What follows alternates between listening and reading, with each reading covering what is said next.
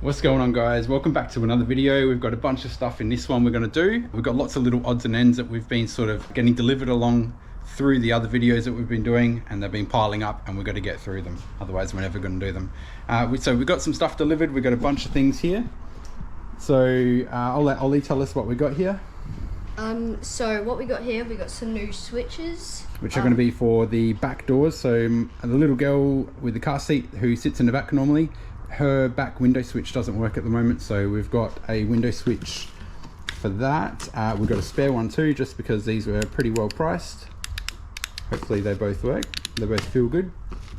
Just to note, there's a couple of different switches for those back windows as well. There's these 5-prong switches, and then there's some other 6-prong ones as well, I believe. So the Series 2 and Series 1 are a little bit different. So we've got some window switches. What else we got, ma'am? And then we got some suspension bushes. Yep, this is for the steering rack. So there's 2 bushes that hold the steering rack to the subframe. These are aftermarket Northane type bushes, so they're a lot stiffer and newer and just a lot fresher. That's the part number there. We were going to do them in a previous video, but we ran out of time. And what else, ma'am? Wheel spacers and some camber arms. Yes, from GKTech. So we've got the rear camber arms, which are going to try and dial these back wheels in a little bit better. We're going to try and tuck them just a little bit further in, and then the front wheel spacers are going to be the hub centric wheel spacers. Get rid of these dodgy silver things you can see in there that definitely don't get centered, and they're hanging off the wheel nuts, so we'll get them on there. And then lastly, in this one, what do we got, ma'am? We got some brand new carpets. We do. So we did a little Temu purchase. We got some Checkered car mats that we're going to chuck in here. They're only real cheap car mats. I thought I'd get them. They popped up on my feed, and I thought I'd have a look at them and give them a crack. I reckon they're going to be pretty terrible, but we'll have a look at them and see what they're like. Just a note as well, guys, we've got a link down below if you want to help support us and support the channel. We've got a link to Temu below. If you click on that, everything you purchase through that link will help support us. So we're going to open them up and have a look at them. Just by feeling the package, they do feel pretty thin. I'm not sure what the quality is going to be like, but it's something a little bit fun before we spend a little bit more money and get something a bit better quality. So there's a JDM cruise on tonight on the other side of town. We're going to get this a few of these little bits and pieces fitted up. We'll do some of them today, the easy ones like the mats and the switches, and then tomorrow we'll finish it off with the bushes and the camber arms. We will be chucking the wheel spacers on the front. We've got a bit of a drive tonight, like I said, for that cruise, so I'll try and get some footage when we're at that cruise too, see what other cars we can see out and about. We are going to give the car a bit of a wash at the car wash today and give it a little bit of a love inside and out, so it's nice and clean for this cruise tonight. This is going to be the car's first proper cruise, so it's going to be pretty exciting. Obviously it's nothing special at the moment, and if you don't know anything about this car, having a door that's a little bit a different color and, you know, the chips and dents everywhere, it's they're probably not going to get too much attention, of course, but for those of you who do know the story behind the car and what we're doing with it, and we're in the process of making it a lot better, then it makes more sense. All right, let's get stuck into these. We'll do a couple of easy ones first. We'll open up these car mats, have a look at what the quality's like, and then we'll throw those switches in, and we're probably going to start cleaning up the car and getting those wheel spacers on. All right, dude, do you want to open up this one? Stick your fingers in there and rip that open. Let's have a look at this little Temu score. Yeah, it's going to be any good. No, we'll see what it's like.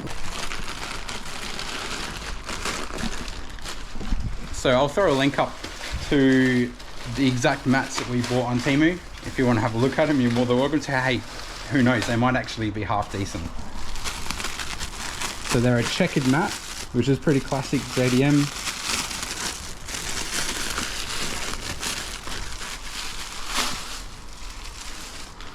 They look really thin, but they look kind of cool, but they look really thin, don't they? Yeah. That should unwrap that. They definitely look cool. Yeah. If they were thick and better quality, they would be a lot nicer. Throw one out, let's have a look. I don't know what size they're going to be like as well. Yeah, right. I don't think they're terrible, but they're not great. It's sort of somewhere in between, but they are dirt cheap. They were like, I think they were like $20, maybe not, maybe $15 Australian. So I think bang for buck, it's pretty bloody good. Let's throw them in the car. Throw yours on that side, I reckon, man. Yeah. It's going to be real dark in here, so you probably won't be able to see. So we'll move the seat back a little bit. I don't know. I think they're all right for 20 bucks. I'm just gonna fix this one up on this side. I reckon it's the wrong way around.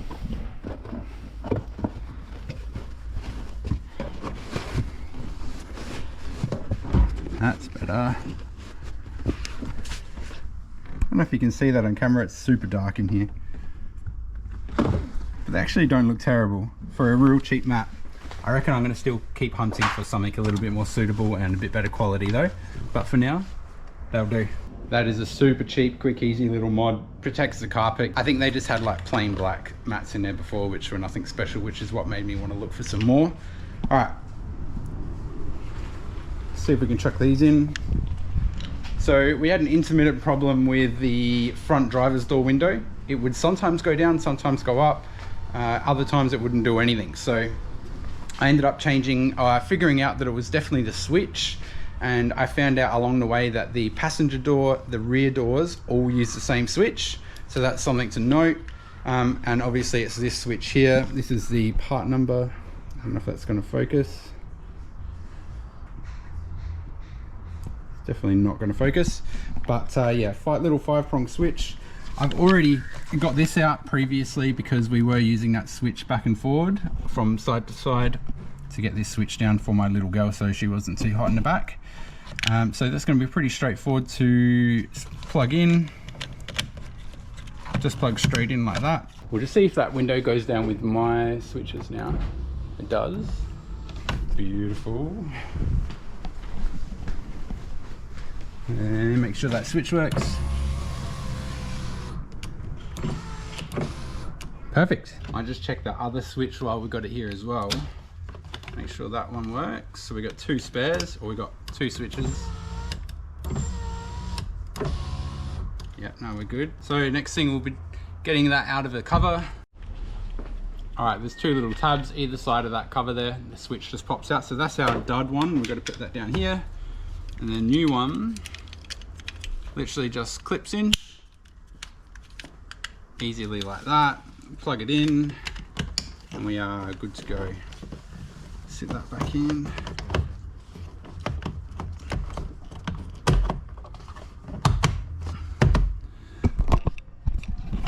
So you can see there, mint. Dud switch, good switch, don't let me forget. Next job on the list is going to be those hub-centric spacers from GKTech. Let's have a look at what we got in here. Rip it open. Beautiful. Cool. Alright, so we got hub-centric spacers, and I'm going to guess the camber arms in there. Can you lift that off?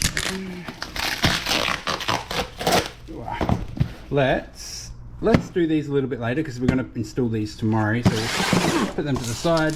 Now we're going to try and get in this. So these are 5mm spacers, which is what we're running in here. These are just hub-centric. So I'll show you exactly what I mean by hub-centric in a sec. GKTech is part number, if that focuses. And these are known to be much better quality and a lot safer as well. They are sick, aren't they? They look 1,000 times better. Yeah. So this is a hub-centric spacer. So it's got a hub, which is what your factory hub has on the wheel.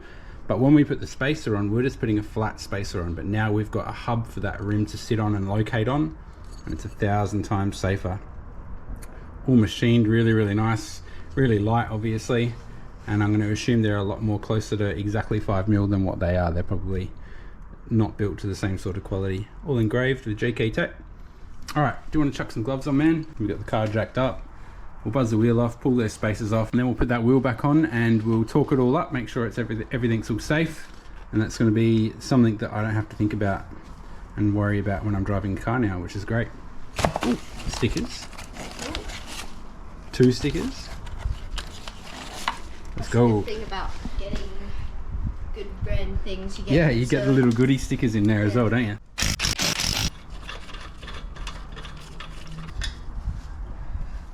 So you support the bottom. Yep, can hop up and roll it out of the way. It's gonna be a pretty quick little thing to do. I'm just gonna try and fold that. So we got some damage up in there, which I'm going to try and heat that up and push that in. But these are our spacers that we had on there.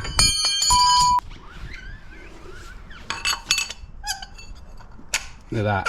It just slots in. Perfect. Like, it's so much better. That fitment is, can't even move side to side. Like, feel how tight it is in there. So up and down, yeah. It can't move, whereas that can slide around all over the place. It's gonna feel a lot safer. Yeah, a lot safer. That fits perfectly over that hub as well.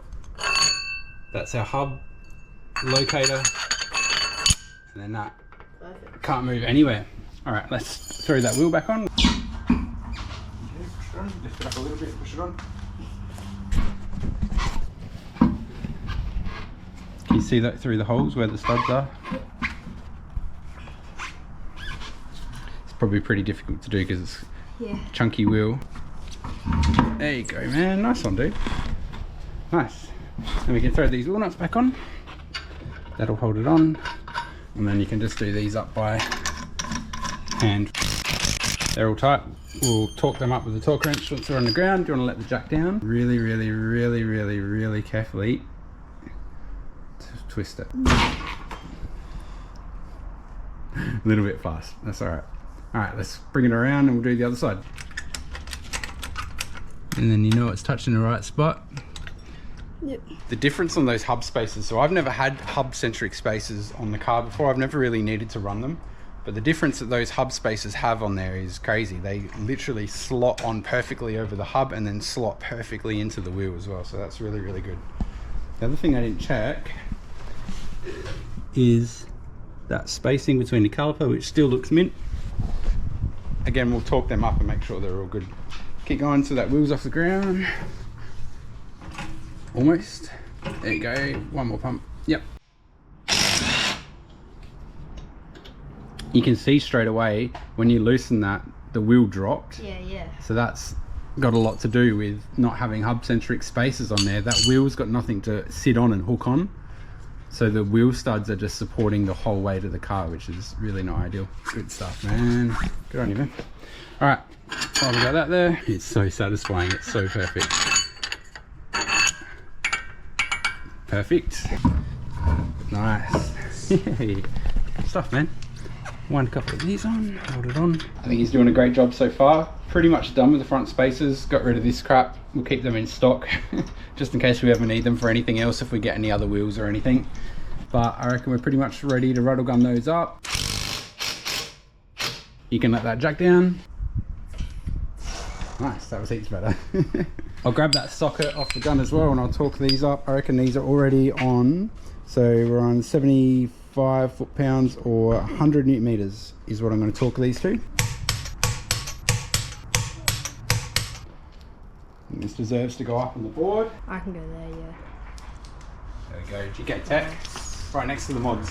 Another thing, all ticked off the list. Hub-centric spacers, all on, torqued up, front wheels. Back wheels we don't need to pull off today, they're all good. We'll do them tomorrow when we do those camber arms. One thing I did forget about is, so these little indicators, I thought they came with globes, but they didn't. But these front ones did. They've got orange globes in there, so now obviously we've gone to clear. I mean, it kind of looks orange. Yeah. So we definitely got an orange light in the front one. But this one, even though it looks kind of orange, it's just got an iridescent globe, like a normal globe in there. So I've got some orange globes off eBay, just off these guys. I think they're about $8 or $10 or something like that. So all you do is that slides one way and then pulls out really carefully. And then you want to give that this orange, hold that and twist that, and it should just twist and pop out. Twist. Yep, nice and tight. There you go. Then we'll pull this out. Sometimes LED globes only go in one way, so if they don't work when you push them in first time, pull it out, do a 180 and put it back in. There you go, it looks like we're working. That's super bright, hey? And then you want to put this back on. All right, that's all in, and now we got to stop. Hang on, we got to put it in one side first. So this side goes in. Oops, no, that side goes in, and it clicks in like that. Look at that. Legal. Yep. pull that globe out, and then put the new one in. Nice, that's pushed in all the way, is it? Yep. Then we can sit that back on. It's about all we need to do for today. Other than that, we're just gonna get the car ready and all cleaned up for the cruise tonight. We're gonna go head to the car wash in a little while and just give it a full detail, give it a scrub, give it a chamois, wipe over everything inside. And I think Ollie's pretty excited to head to the cruise tonight. Yeah. Pretty keen, first cruise with the car as well. Yeah. It's gonna be good, man. I think we'll have a bit of fun. That's what we got the car for as well, isn't it? All right, we'll report back in a little while when we're at the car wash.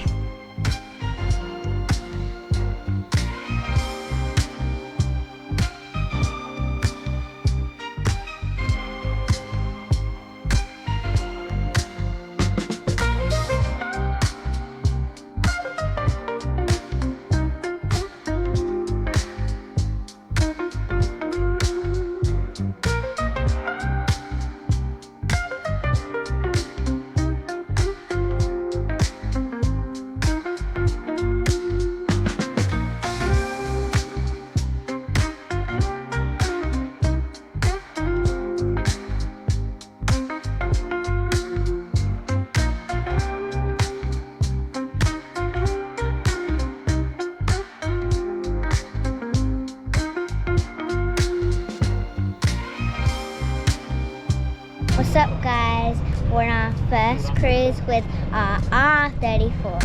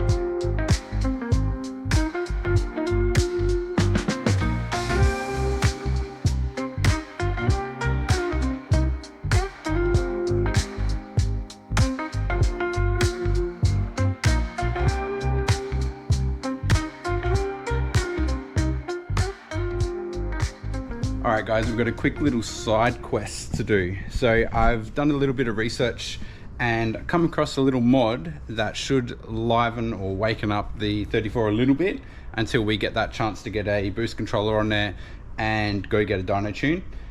So the only thing I'm not 100% sure of is the fuel pump side of things. I think it's probably going to need to be upgraded sooner than later as a bit of a safety precaution. So we'll sort one of them out shortly, but in the meantime, the standard boost controller solenoid on the R34 is a 2-stage boost controller solenoid. So I think it's under like 3,400 or give or take, 3,400 RPM. It runs about 5 to 7 PSI. And then above that, it runs a slightly higher boost, so between 7 and 10. I think with a exhaust filter and intercooler, we should be able to hit up around 10 PSI. So I think that's going to make a massive difference, especially on that initial throttle off the lights or off, you know, when you first step on it. So this little device here, I don't know if you can see that, this one here, this is the standard boost solenoid. So basically it has some hosing straight off the wastegate, thick hose straight to a boost area on the front of the turbo. So boost comes in here, straight to the actuator, and then this bleeds off any extra boost to control the boost, and it bleeds it off, where are we, back into the metal pipe, which goes back into the intake. So for the computer to control this solenoid, what it does is at 3,400 RPM and below, it is a powered solenoid and it is closed. And then above 3,400 RPM, it grounds the solenoid through the ECU. It sends a ground to the solenoid, which opens it up and bleeds off the air to get that higher boost. What we're going to do is we're going to disconnect the ground off that solenoid. We're going to leave the power there, but we're going to disconnect the ground and we're going to permanently ground the solenoid so it is open and it's going to run that higher boost all the time. Pretty simple. I did want to keep it so that it is reversible. I want to be able to put everything back to standard if I can, and I want to keep it looking nice and neat. So I think I figured out a way how to do it. This is our solenoid here, obviously. All the piping, I'm going to leave all the piping like it is for now. This is our power plug. So we got the white wire is the constant power. So we got 12 volts to the solenoid, but we've got, if I do a continuity test, I've got no beep. So there is no ground going to that, but there is power, and that is closed. I'm basically going to leave that plugged in, so we've got the constant power there, and there's a little 10mm nut, I don't know if you can see it, just behind there. I'm going to put a nice little fitting on there, a ring terminal, and I'm going to ground it just on the back of that. So everything looks standard, all the wiring all looks standard and everything, but we're going to be constantly earthed. Got these little wire strippers, really cool little things. Grabs the wire and splits it. I reckon I saw Pizza Mike had them as well. Exactly the same pair.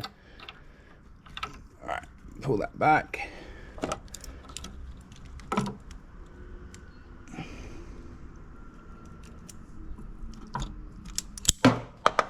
I've just taken the little plastic terminal off, like the, you know, the little blue thing. I think that looks a little bit nicer like that. Alright, I just realized that this whole bracket is all rubber mounted, so it's not actually earthed. I should have checked that before. So these mounting bolts that I've got on the side, they actually screw into the chassis. So they're grounded into that chassis. So I've gone onto them. And this one just sits there and plugs back in. And to me, you would hardly even know that that's been modded. Not that it's illegal or anything, but looks nice and standard. That was probably the easiest thing I've done to the car that might make the most difference. 10 psi straight from the minute you touch the throttle. Low RPM should make a good difference to it, I reckon. It should feel a lot more alive down below. I'll go for a drive a little bit later. I gotta get changed, have a shower, I've just finished work. So we're going down to the beach today. Nice hot day again, and we'll give this a test on the way down and see how different it feels. I do need to get myself a boost gauge. The factory gauge is known to be pretty, say whatever it wants basically, and it's measured in millimeters of something squared, I can't remember, something random. So we need to get a PSI gauge. I do want to get like a Grady one or something like that, like a nice white face Grady one, but I'll see if I can track one down. There were a couple on Marketplace, but every time I message someone they're always sold, so I'll keep an eye out for that. I'll keep an eye on that boost gauge on the way down, and make sure we've got no fault codes, and we'll go from there. So we've been mucking around a little bit with the headlights, trying to work out the best way to get a little bit better power to the headlights. So the low beam globes, high beam globes are all good. So if you haven't been following from our previous videos, we have gone from a xenon headlight to a pair of non-xenon headlights. So we've got our Parkers, which are nothing to do with what we're doing. We've got our low beam and our high beam. So on a xenon headlight, our low beam normally comes from that xenon globe and the power pack underneath the headlight, which doesn't need a good gauge wire. So that power pack under the xenon headlight is like a HID pretty much. It operates the power, or it increases the power to the globe, and the power wiring coming to that control box underneath the headlight doesn't need to be as beefy. It doesn't need to be as thick a gauge as what you would having a normal globe like this, or a halogen globe like this.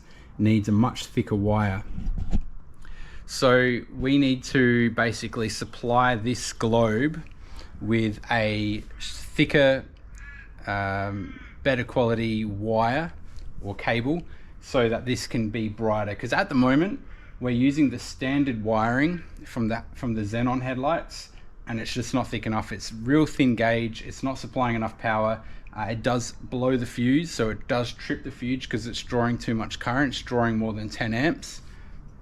And we want to basically give this new headlight halogen globe enough power to, wow, that does get really hot.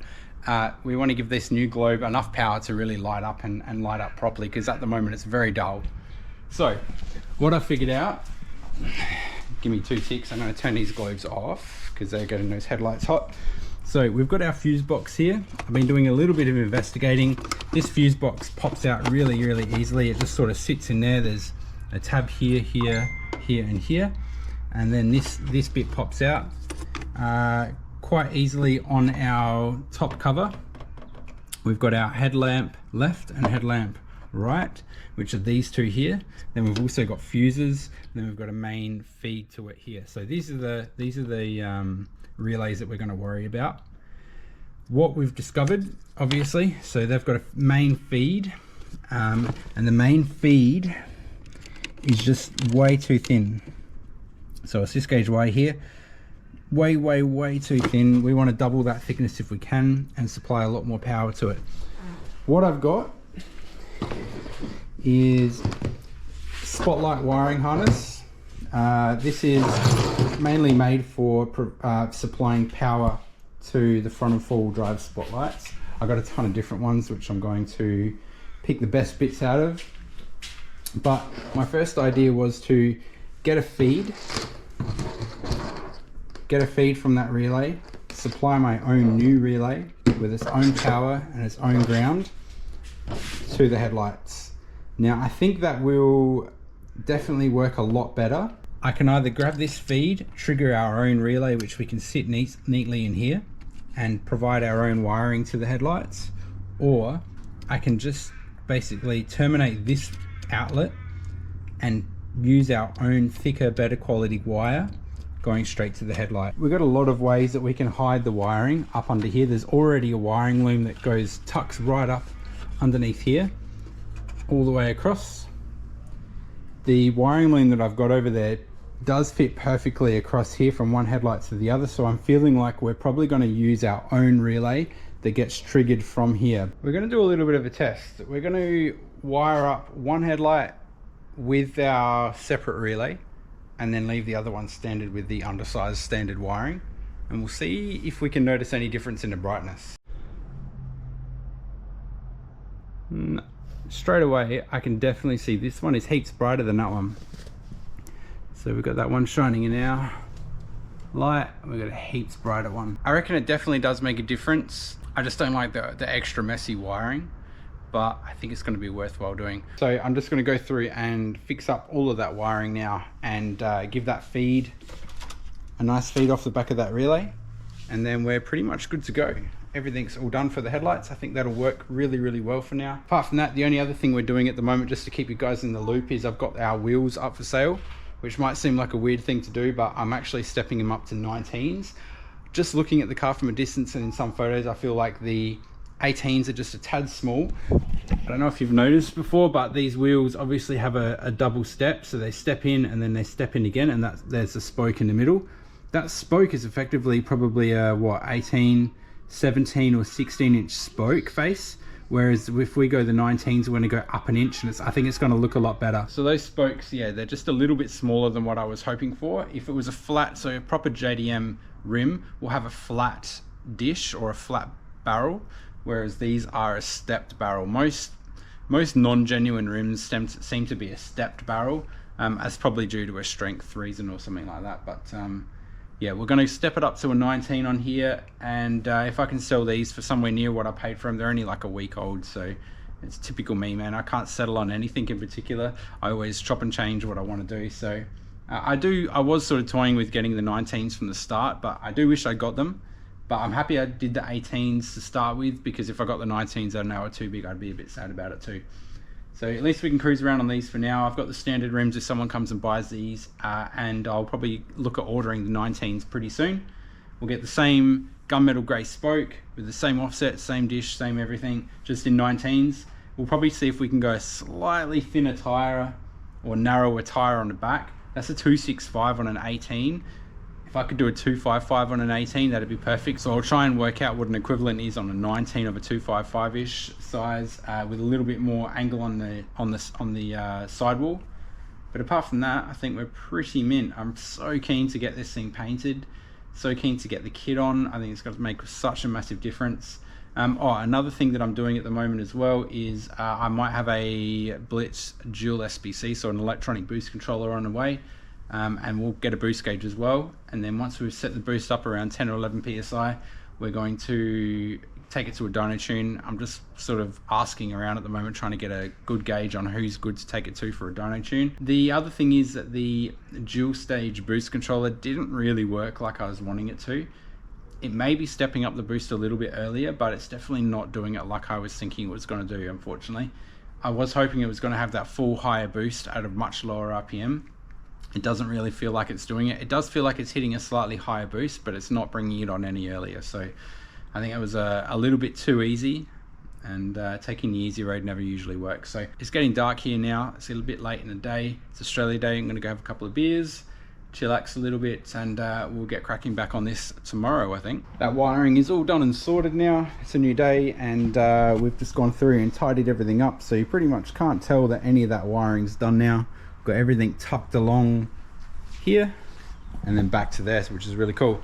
Something that really cool that did happen yesterday is that we got our aircon regas. So we have had no cold aircon in this car cruising around in the Australian summer, which is real damn hot, that's for sure. It's been, 35, 39 degrees. We've been cruising around in the car, and yeah, had no aircon. So windows down, arms out the window and everything. But now we got some fresh, cold, icy cold aircon. Everything works. So there was a little rubber O-ring that wasn't sealing properly, so we got that replaced and re-gassed with some fresh gas, and it's all schmicko. So today on the agenda is those rear camber arms. So we're going to chuck those GKTech camber arms in. Ollie and I are going to do it. Got to find where I put those camber arms. I think they're here. We'll get them opened up in just a sec. We'll get the car jacked up, I'll get the wheels off, and then we'll open up that box. And there's a few little things we got to do to get those camber arms ready to go on. Pretty straightforward, pretty simple. We're pretty much taking out that standard solid arm. And if you have a look at the back wheel, we've got a little bit of poke. So I don't want to lose too much of that aggressiveness of the back, but it does need to tip in just a little bit, I reckon. So I think the tread is borderline poking out the back, whereas the front, I don't know if you can really tell, but the front tread is definitely in the guard, but the back is touch and go whether it's actually in the guard or not. If I can get a good angle on it for you, but yeah, you can see that. So pretty pokey. We're going to poke the top in, and that's going to help us when we get our airbags as well. So today was a pretty big day. We ordered the body kit for the car, JSAI Aero. Absolute legends to do with. They were so nice. They answered all my questions.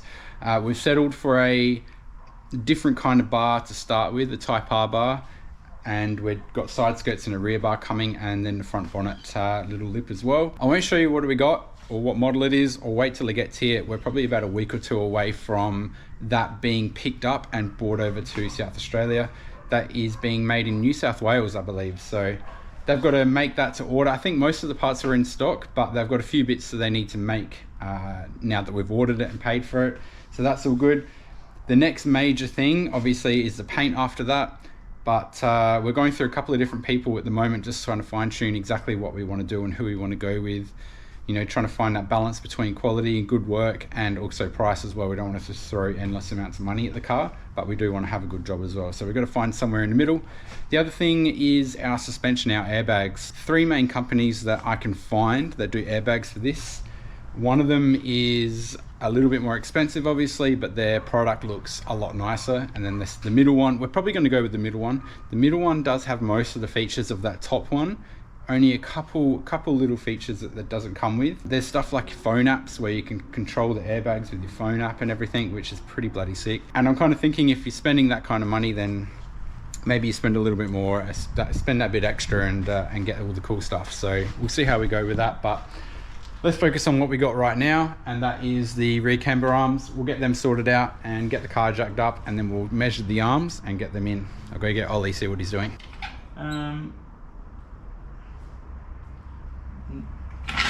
Crazy how far the boot is away from the diff. Can't even get to the diff to jack it up.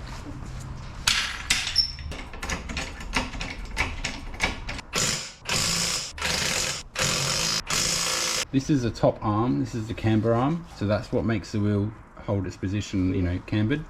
So we want to undo this bolt, probably this bolt first, and then we'll do that back bolt second. So looking at this, it's a 17 on this side and a 19 on that side, but you can see that other arm is way too close, so you need to put the spanner on there. Yeah, that's right, and then we'll just use the rattle gun to undo the 17 on this side, and you just need to hold both. Yep. Got it. Alright, that's our camber arm out. It is a bit filthy, isn't it? It's good to know that it's braced. Goodies box, let's crack it open, man. This one, side.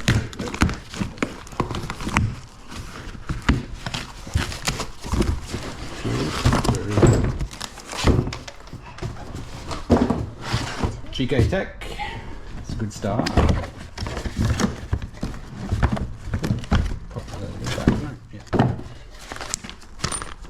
Cool, so we got some little washers by the look of it.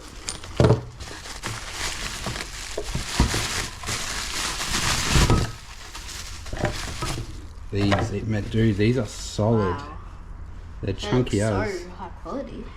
Quality's crazy. And we got some dust boots for these. You don't need to run them because they're sealed, but and instructions. We'll pop them out in a sec. Have a look at them. Got our other arm. How heavy are they? Like they feel like solid, don't they? So just as a guide, that's our setup. They're going to be like this. So that one is the other side, that one. So what we've got to do is we've got to measure from these bolt holes to these bolt holes. We'll get that length, and then we'll set this new one about the same. And then we'll get the inner part bolted on the car, and then we'll wind out, actually we'll wind in this side. But I have a feeling that we're going to need to possibly take this middle out and put it in through the back. You can make them even shorter than they already are. Looking at that, they're like the same length, and we haven't adjusted it yet. Yeah, so I think this is going to come out, but we'll go through that in a sec. Let's get the instructions out and have a look. One eternity later. That was a bit more of a pain in the ass than I thought it was going to be, but we got it in.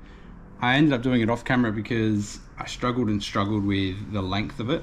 So trying to get that adjustment on both parts of the adjustment on the arm just right, so that you've got enough adjustment once it's on the car, because one was maxing out before the other and so on. Now then we got it to a good length, and then trying to get that hub to camber back in enough to get that bolt through was a pain in the bum, but I'm not sure if you can see that. We've got the camber arm in, we've got a bit of adjustment. I'm going to do those bolts up tight, these ones and these ones. We're going to leave the adjustments loose.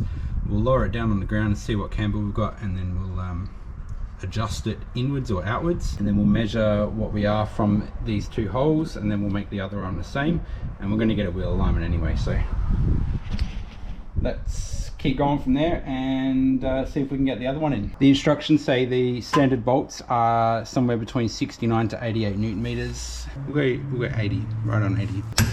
So one of the most important things that said in the instructions as well was keeping the bush aligned with this, so they are in a straight line, so they can't bind up or anything.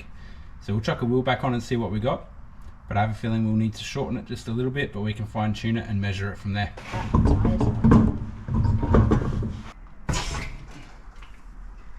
Oof, that's a fair bit in, hey? I reckon it's a fair way in. Let's get this slide out of the way. Oh yeah, wow. I think that's better. Yeah. So the rim's still flush. Yeah. But the rim's still out, but the tyre is definitely way in. That's almost perfect. Whatever I did there is perfect. Yeah. Now we're less defectable. Yeah, that's right. And once the airbags are in, we're going to be able to sink that wheel way into the guard. Yeah.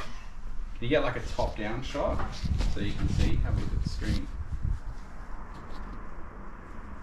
Yeah, it's definitely Yeah. way more cambered in. Yeah. I think that's way better. It doesn't look as cool, albeit, but once we've got the airbags in, we're going to be able to slam that thing right down with the wheel in like that. So the only thing is, it's towing in a fair bit now, so we're probably going to need adjustable tow arms. That'll be the next thing. So there's another arm which sort of points the wheel inwards or outwards. See how the wheel looks like it's pointing inwards a little bit at the moment? It's because we've shortened the camber so much that that arm's still holding. Yeah. That's all good. We'll get that sorted. All right, so we're going to take a measurement from this arm in a sec, and then we're going to replicate that on the other arm, and then quickly do the other side, and it should be pretty quick and easy. Okay, so basically with the other camber arm, gloves are destroyed. We're going to... The maximum wound in length of this arm here and here is the same as standard. So we need to actually unwind this eventually. Unwind that, pull this off. And that just gives us heaps of extra adjustability, especially because we're going to a shorter arm to get a little bit more camber than factory to get those wheels in. So wind this in from here.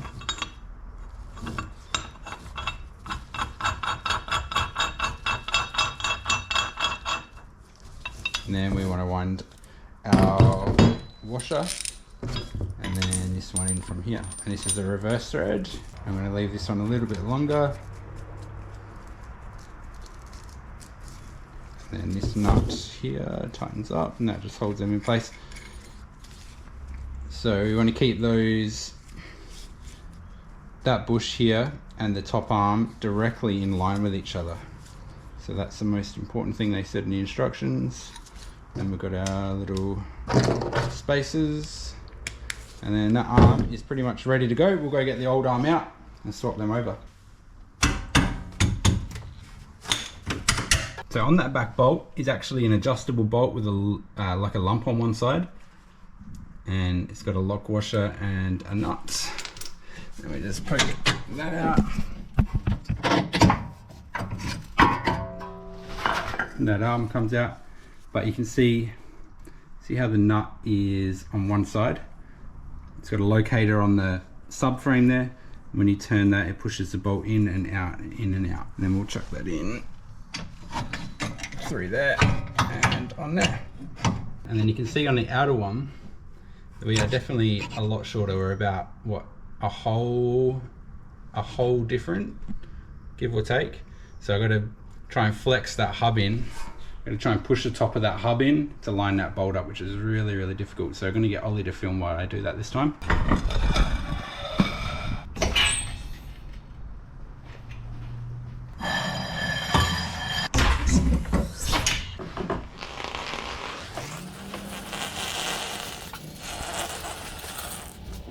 Cool, well we've done a bit of adjusting and we've got both sides to be pretty much even now. So a little bit of poke, not too much, trying to keep it so that when we get those airbags, which I've been looking at and inquiring about actually, the airbags are pretty sure I've set on a particular brand of airbags. They're about 4,100 bucks. And I think it's called Airride or Airflex or something like that. So we'll dive into that next episode a little bit more, because hopefully we've got a body kit on its way and also some airbags, fingers crossed. But this wheel, I reckon this wheel's still a tiny little bit more, but we'll go get a wheel alignment.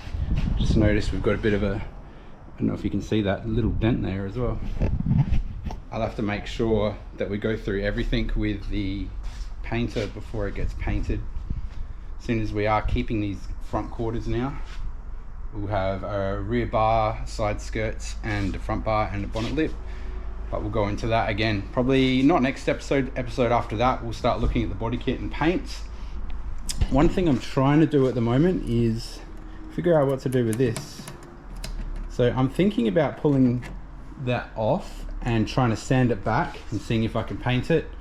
All four of them are a bit shitty, but these are going to be replaced. I found some Nismo ones of these, which are, it's just a carbon fiber film, but it says Nismo here, which is pretty bloody cool.